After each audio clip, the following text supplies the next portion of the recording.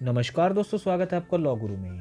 मैं अनुराग ऋषि और आज की इस वीडियो में हम बात करेंगे मिस्टेक के बारे में, वो भी इंडियन कॉन्ट्रैक्ट एक्ट के प्रोविजन के हिसाब से जो कवर होते हैं सेक्शन 20 से सेक्शन 22 तक। तो चलिए बिना टाइम गवाए वीडियो को शुरू करते हैं।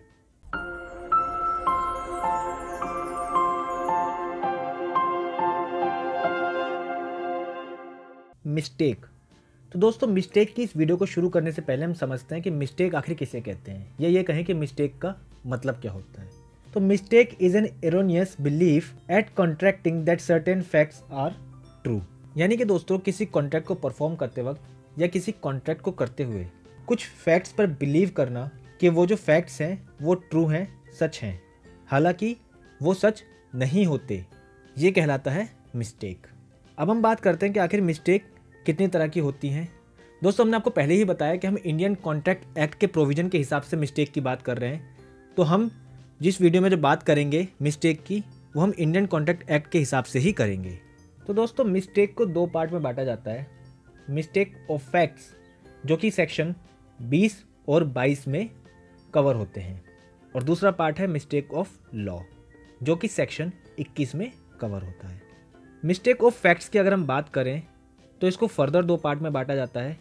पहला पार्ट है बाइलिटरल मिस्टेक जो कि सेक्शन 20 में बताया गया है, वहीं दूसरा पार्ट है यूनिलिटरल मिस्टेक जिसको सेक्शन 22 में बताया गया है।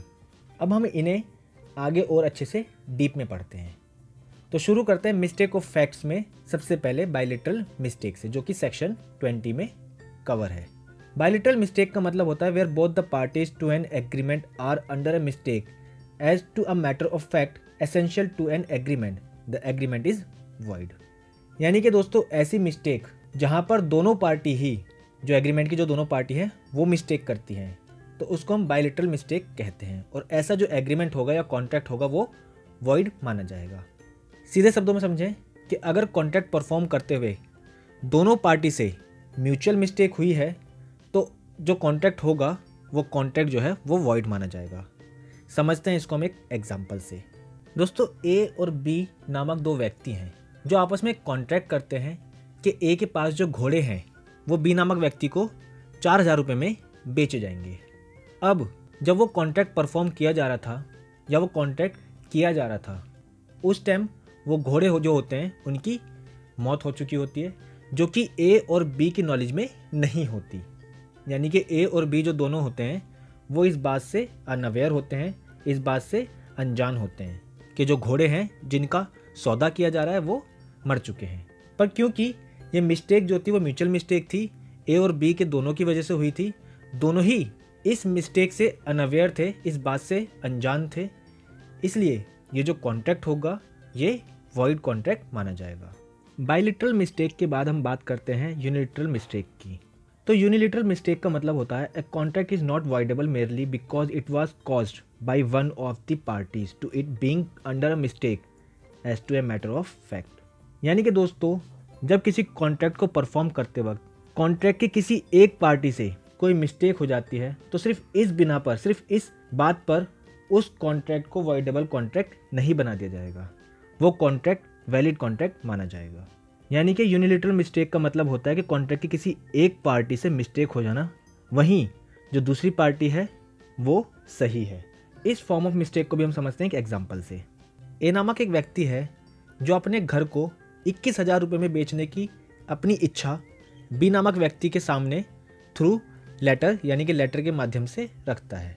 और जब वो लेटर को टाइप कर रहा होता है तो 21,000 लिखने की बजाय उससे एरर हो जाता है और वो 21 की जगह 12,000 लिखकर वो लेटर पोस्ट कर देता है। अब जब वो लेटर बी नामक व्यक्ति को मिलता है और वो उस पर 12,000 रुपये देखता है तो वो उस लेटर को देखकर अपनी एक्सेप्टेंस दे देता है। अब ए नामक व्यक्ति ये बात कहता है कि उसकी ये मिस्टेक थी कि उसने 21,000 की जगह बाय मिस्टेक 12,000 लिख दिया, और वो इस कॉन्ट्रैक्ट को वॉइड कॉन्ट्रैक्ट या ये कहें ख़त्म करना चाहता है। तो दोस्तों, हम बता दें कि ये कॉन्ट्रैक्ट जो है वैलिड फॉर्म ऑफ कॉन्ट्रैक्ट में माना जाएगा, क्योंकि सिर्फ एक पार्टी की मिस्टेक किसी कॉन्ट्रैक्ट को ख़त्म नहीं कर सकती। तो हमें मिस्टेक ऑफ फैक्ट्स में दो चीज़ें देखनी है कि बाइलिटरल मिस्टेक जो है वो वॉइड है पूरी तरह से, और यूनिलिटरल मिस्टेक जो है वो वैलिड है। अब हम बात करते हैं मिस्टेक ऑफ लॉ की। मिस्टेक ऑफ लॉ, जो कि सेक्शन 21 में कवर होता है और जो कहता है a contract is not voidable because it was caused by a mistake as to any law in force in India, but a mistake as to a law not in force in India has the same effect as a mistake of fact.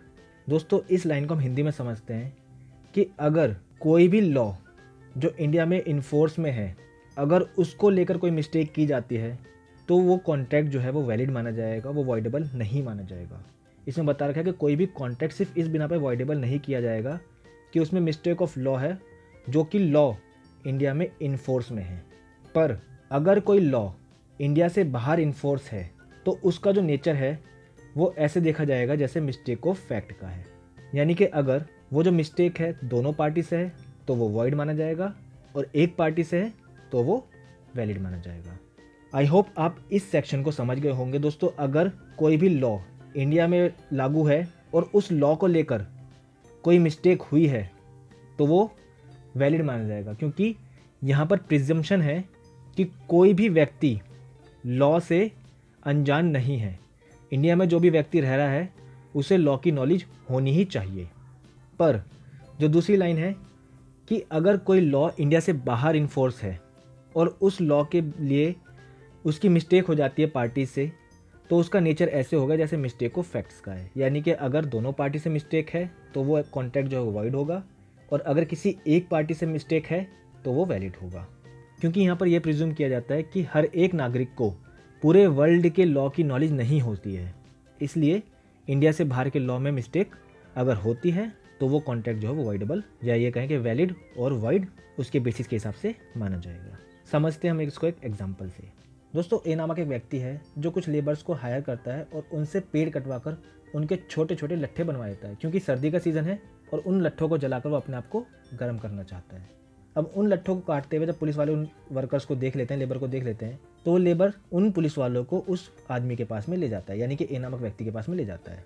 और जब उससे पूछा जाता है कि भाई तूने ये पेड़ क्यों कटवाया, तो वो बोलता है कि मुझे नहीं पता था कि इंडिया में, या ये कहें कि यहाँ पर पेड़ काटना इलीगल है या क्राइम है।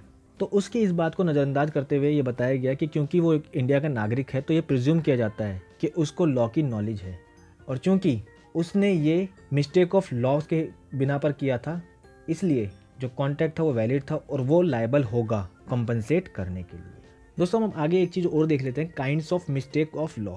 इसमें बेसिकली हमें दो चीज़ें देखनी है जो हमने मिस्टेक ऑफ लॉ यानी कि सेक्शन 21 में ही चेक कर ली है या पढ़ ली है।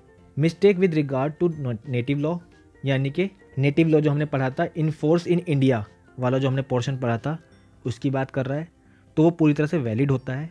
और दूसरा है mistake with regard to foreign law, जो हमने पढ़ा था, यानी कि जो इंडिया में इन्फोर्स नहीं है उन लॉ की बात कर रहा है, तो उसका जो नेचर होगा वो वैसे होगा जैसे कि मिस्टेक ऑफ फैक्ट्स का है। बायलिटरल मिस्टेक है तो वॉइड होगा और यूनिलिटरल मिस्टेक है तो वैलिड होगा। इसको हम मिस्टेक ऑफ लॉ की काइंड्स भी बोलते हैं। तो दोस्तों, हमने मिस्टेक के चैप्टर में दो चीज़ें समझी कि मिस्टेक ऑफ फैक्ट अगर है और वो बायलिटरल मिस्टेक है तो वो वॉइड कॉन्ट्रैक्ट होगा, और अगर वो यूनिलिटरल मिस्टेक है तो वो वैलिड कॉन्ट्रैक्ट होगा। तो दोस्तों, आज की इस वीडियो में बस इतना ही। अपनी अगली वीडियो में हम बात करेंगे कुछ नए टॉपिक्स को लेकर। अगर आपको मिस्टेक से रिलेटेड कोई भी डाउट है तो हमें वीडियो के कमेंट बॉक्स में कमेंट करके बताएं। इस वीडियो के नोट्स का लिंक हमने इस वीडियो के डिस्क्रिप्शन बॉक्स में डाल दिया है, तो आप चाहें तो इस लिंक पर क्लिक करके नोट्स को डाउनलोड भी कर सकते हैं। साथ ही साथ हमने इस वीडियो के डिस्क्रिप्शन बॉक्स में अपने इंस्टाग्राम अकाउंट का लिंक भी डाल दिया है। तो अगर आपको कोई डाउट है, हमें कॉल करना चाहते हैं, कॉल पे कोई क्वेरी सॉल्व करना चाहते हैं, तो हमें इंस्टाग्राम पे फॉलो करें, वहाँ पर हमें कॉल करें, मैसेज करें, हम रिप्लाई करेंगे। हमारी वीडियो पसंद आई तो इसे लाइक करें, शेयर करें, कमेंट करें, और अगर आप इस चैनल पर पहली बार आए हैं या नए आए हैं तो चैनल को सब्सक्राइब करना ना भूलें। धन्यवाद।